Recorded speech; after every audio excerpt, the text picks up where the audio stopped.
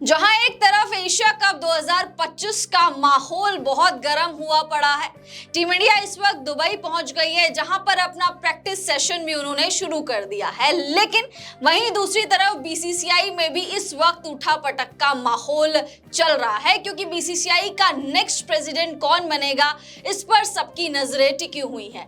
दैनिक जागरण की एक रिपोर्ट की माने तो हाल ही में एक खबर आई थी कि बीसीसीआई का अब जो प्रेसिडेंट बनेगा वो टीम इंडिया का ही कोई पूर्व खिलाड़ी है, कोई दिग्गज खिलाड़ी है जो टीम इंडिया को संभालते हुए, बीसीसीआई को संभालते हुए नजर आने वाला है। रॉजर बिन्नी की बात करें तो 70 साल उनको कंप्लीट हो चुके हैं और नियमों के अनुसार अब वो कोच की पदवी नहीं संभाल सकते हैं। तो 3 नाम शशि हम सबके सामने आ रहे हैं। कौन है वो 3 नाम? जी बिल्कुल, बीसीसीआई का बॉस कौन होगा, ये एक बड़ा सवाल पिछले कुछ दिनों से चल रहा है। जैसे ही रोजर बिन्नी अपना टर्म कंप्लीट कर गए, उसके बाद राजीव शुक्ला जो उपाध्यक्ष थे उनको इंटरिम प्रेसिडेंट बनाया गया है, लेकिन वो फिलहाल इंटरिम प्रेसिडेंट है।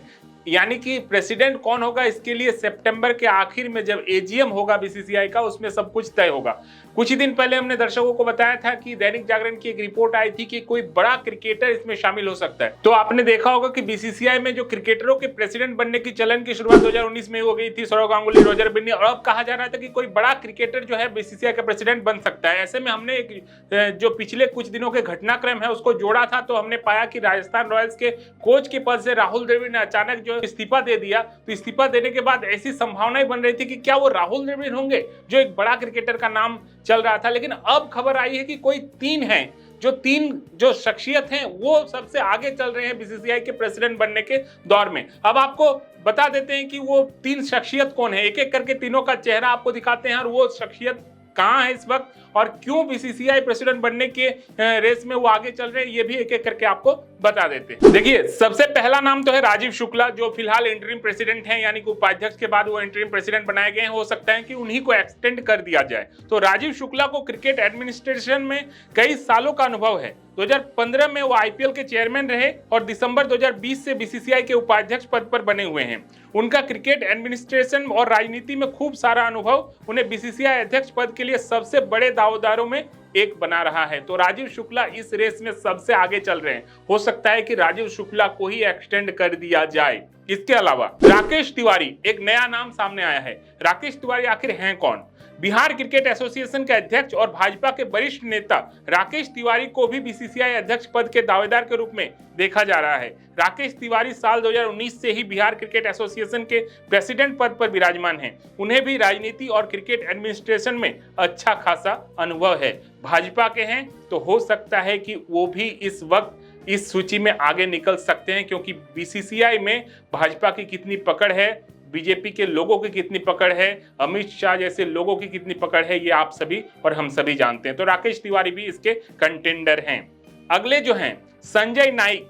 संजय नाइक अभी महाराष्ट्र क्रिकेट एसोसिएशन में वाइस प्रेसिडेंट के पद पर विराजमान हैं। राज्य स्तर पर उनके काम को बहुत सराहा जाता है।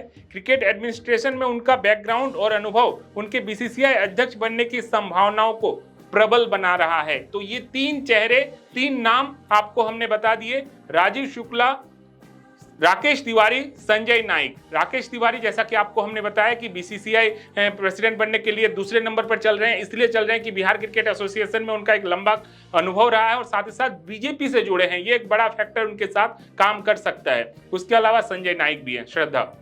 बिल्कुल, संजय नायक भी है, बट तीनों में से ही मुझे लग रहा है कि शशि राजीव शुक्ला के चांसेस बहुत ज्यादा बन रहे हैं, क्योंकि राजीव शुक्ला आज के नहीं, राजीव शुक्ला बहुत पुराने हैं। वो दादा ने जब लॉर्ड्स में अपनी टी शर्ट उतारी थी, वो एक ऐतिहासिक पल में भी आपने देखा होगा राजीव शुक्ला बगल में ही खड़े हुए थे। तो राजीव शुक्ला का बहुत ज्यादा चांसेस लग रहे हैं कि हो सकता है कि इन्हीं को आगे कंटिन्यू कर दिया जाए। और वो टीम को भी बड़े अच्छे से जानते हैं, उनकी जो बॉन्डिंग है रोहित शर्मा, विराट कोहली या आगे जो यंगस्टर्स है शुभमन गिल वगैरह, सूर्य कुमार वगैरह के साथ वो एक अलग ही बॉन्डिंग नजर आती है। तो अगर राजीव शुक्ला होते हैं तो मुझे लग रहा है कि फिर गौतम गंभीर के लिए थोड़ी सी मुसीबतें शशि बढ़ सकती हैं। बिल्कुल, राजीव शुक्ला जब भी मैंने देखा है कि राजीव शुक्ला की जो फिलहाल जो क्रिकेटर्स हैं उनमें सौरव गांगुली से काफी अच्छी बनती है, जिसके बारे में हमने दर्शकों को बताया था। तो राजीव शुक्ला आगे कंटिन्यू कर सकते हैं, ऐसा प्रतीत हो रहा है। राकेश तिवारी भी कंटेंडर हैं, लेकिन राजीव शुक्ला की चांसेस ज्यादा हैं। ऐसे में अगर राजीव शुक्ला आगे कंटिन्यू करते हैं तो निश्चित तौर पर राजीव शुक्ला जब बीसीसीआई कि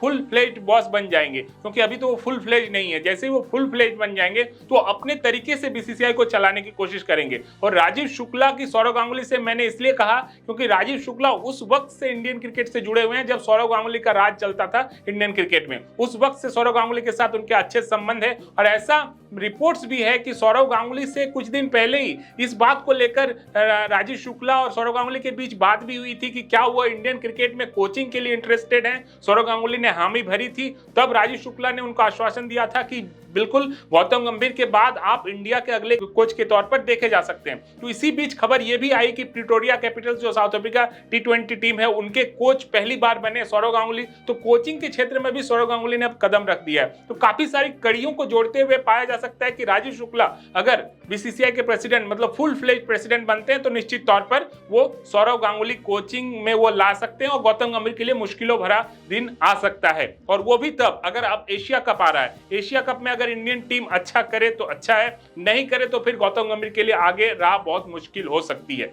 इसके अलावा अगर मुझे कहा जाए कि बीसीसीआई का प्रेसिडेंट इस वक्त कौन होना चाहिए तो मैं जिस टर्म के साथ फिलहाल बीसीसीआई चल रही कि पुराने क्रिकेटर्स को ही बीसीसीआई का जो है प्रेसिडेंट का पद संभालना चाहिए, सौरव गांगुली रोजर बिन्नी के बाद मैं चाहूंगा कि कोई क्रिकेटर ही आए। इस तरह के जो एडमिनिस्ट्रेशन के लोग होते हैं जैसे राकेश तिवारी, संजय नाइक, ये इन लोगों पर क्या होता है कि जो सरकार का जो कंट्रोल बहुत ज्यादा होता है। क्रिकेटर आते हैं तो वो सरकार के कंट्रोल में नहीं रहते उतना। तो ये बीसीसीआई एक स्वतंत्र संस्था है, एक क्रिकेट बॉडी है, तो इसको अगर कोई क्रिकेटर चलाए तो मेरे लिए ज्यादा बेहतर है। मैं उसको ज्यादा अच्छा मानता हूं, ना कि ऐसे कोई बीजेपी या कांग्रेस के जुड़े हुए लोग। तो मेरे हिसाब से तो कोई क्रिकेटर्स होना चाहिए, लेकिन अगर राजीव शुक्ला भी होते हैं तो राजीव शुक्ला को भी अच्छा खासा अनुभव है, वो भी इंडियन क्रिकेट के लिए बेहतरी के लिए काफी कुछ कर सकते हैं। बिल्कुल काफी कुछ कर पाएंगे। अब देखते हैं कि इन तीनों में से किसका नाम आगे आता है, कौन फाइनली प्रेसिडेंट बनता है बीसीसीआई का। क्योंकि जैसे कि हमने शुरुआत में भी कहा कि एक तरफ एशिया कप की बहुत ज्यादा प्रिपरेशंस चल रही है, वहीं दूसरी तरफ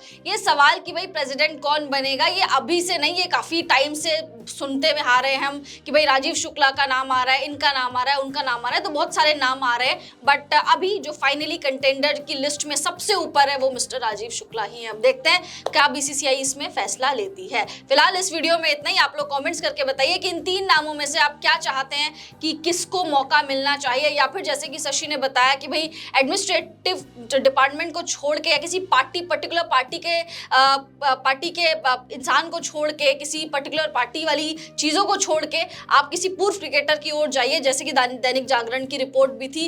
इस चीज से आप सहमति रखते हैं तो कमेंट्स करके अपनी राय जरूर दीजिए। वीडियो पसंद आ गई होगी तो वीडियो को लाइक कर दीजिए, चैनल को सब्सक्राइब कर दीजिए। हम दोनों को इजाजत दीजिए। आप सभी लोगों का बहुत बहुत शुक्रिया।